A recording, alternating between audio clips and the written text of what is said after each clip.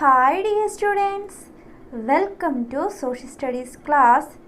Today we can start our 5th chapter. Are all ready? Okay. Our 5th chapter is Desert Climate Saudi Arabia.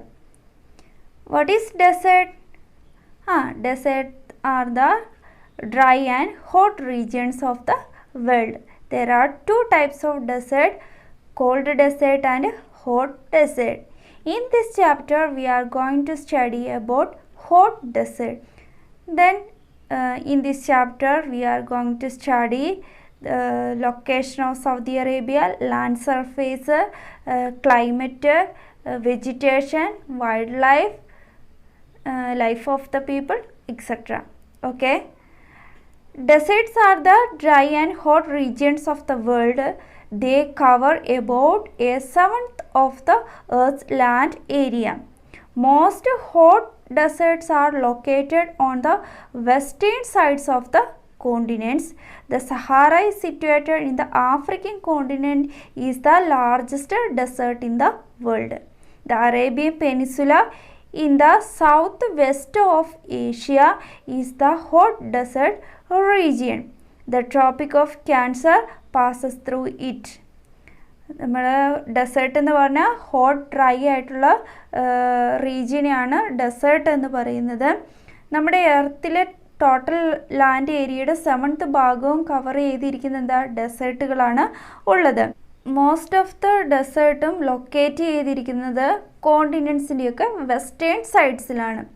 Okay, സഹാറയാണ് African കോണ്ടിനെൻറ്റിലുള്ള വലിയൊരു desert. വേൾഡിലെ തന്നെ largest ഡെസേർട്ടാണ് ഇത് സഹാറ ഡെസേർട്ട്. ഇത് ആഫ്രിക്കൻ കോണ്ടിനെൻറ്റിലാണുള്ളത്. The Arabian peninsula in the south west of Asia is the hot region.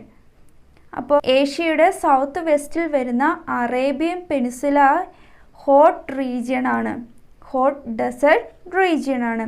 അപ്പോൾ ഇതിലൂടെയാണ് ട്രോപ്പിക് ഓഫ് ക്യാൻസർ കടന്നു പോകുന്നത്. Now we can discuss the location. The Asian countries which are nearer to Europe are called Middle East countries. They are a group of small and big countries.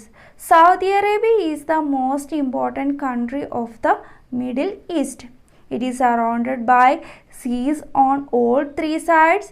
Its neighboring countries are Jordan, Iraq and Kuwait in the north, the Arabian Sea, Oman and Yemen in the south, the Persian Gulf, Bahrain and the United Arab Emirates in the east and the Red Sea in the west. ഇപ്പോൾ നമുക്ക് middle east കൺട്രീസിൻ്റെ location നോക്കുക, especially Saudi അറേബ്യയുടെ. യൂറോപ്പിനോട് ചേർന്ന് കിടക്കുന്ന Asian countries അറിയപ്പെടുന്നതാണ് middle east countries. The countries which R